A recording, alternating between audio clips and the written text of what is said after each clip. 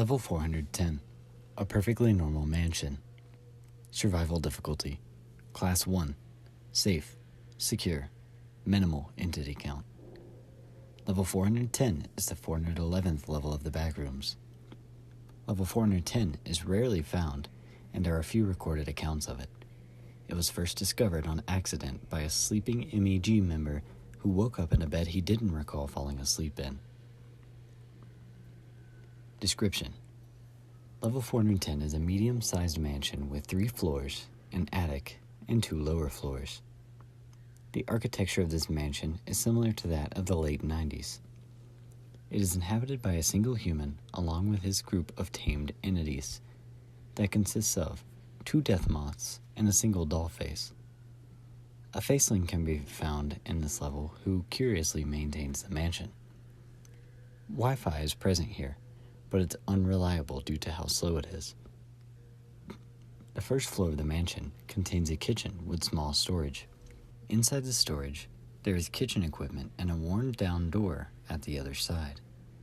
A large single table with 8 chairs surrounding it can be found in a room at the left side of the floor.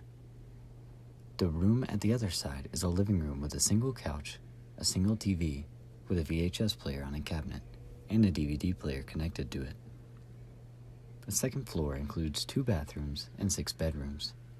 Each bedroom contains 2 or 3 full-size beds and a closet.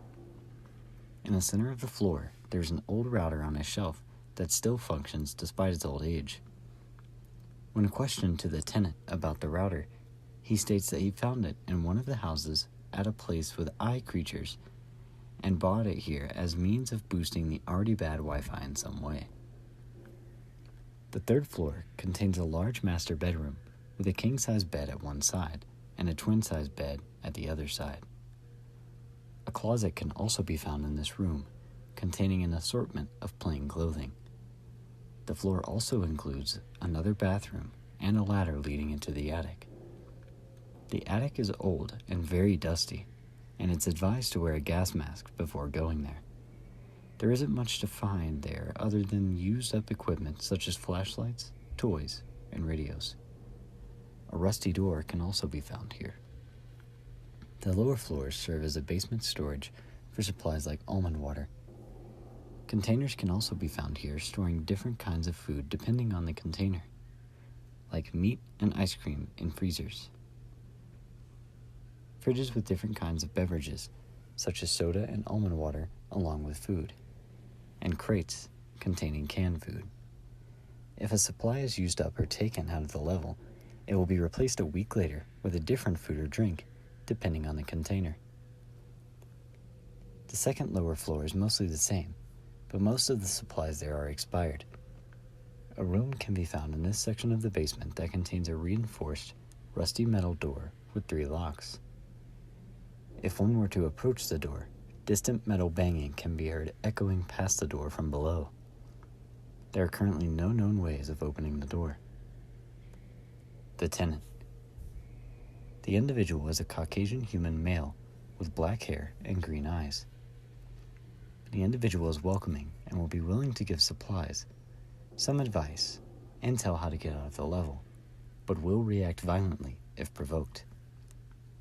He claims to be the owner of the mansion in this level, since he was the first person to discover it.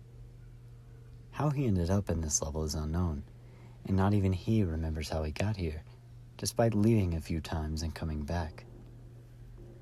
The outside. It is possible to leave this mansion and go outside. To do so, use the back or front door and you will be outside of the mansion. A tall stone fence can be seen surrounding the mansion with moss growing from the bottom. The fence also shows signs of age as cracks, holes, and other damage can be seen.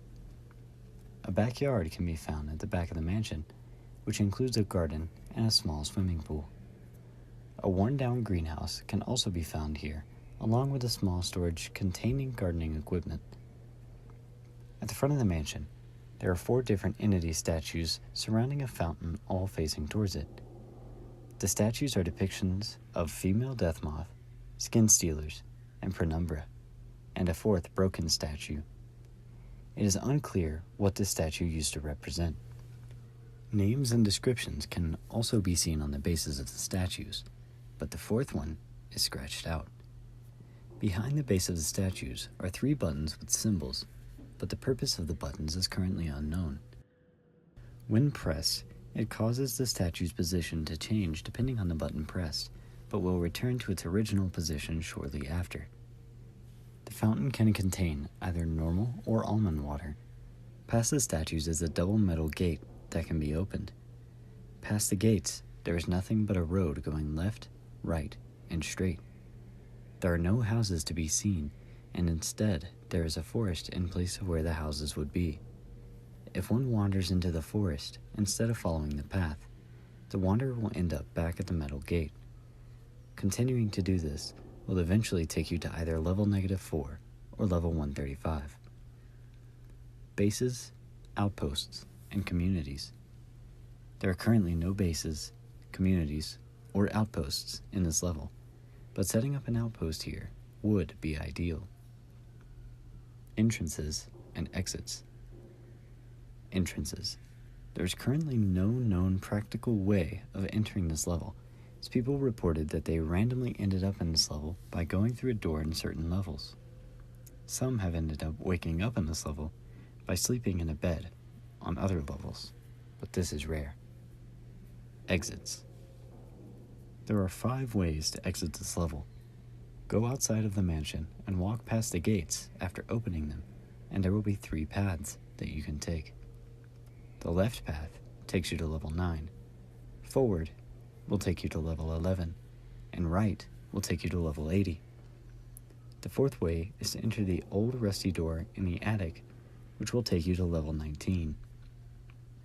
The 5th way is to find a small storage located on the 1st floor in the kitchen. In there should be a worn-down door at the other side of the room, and going through it will take you to level 410.1.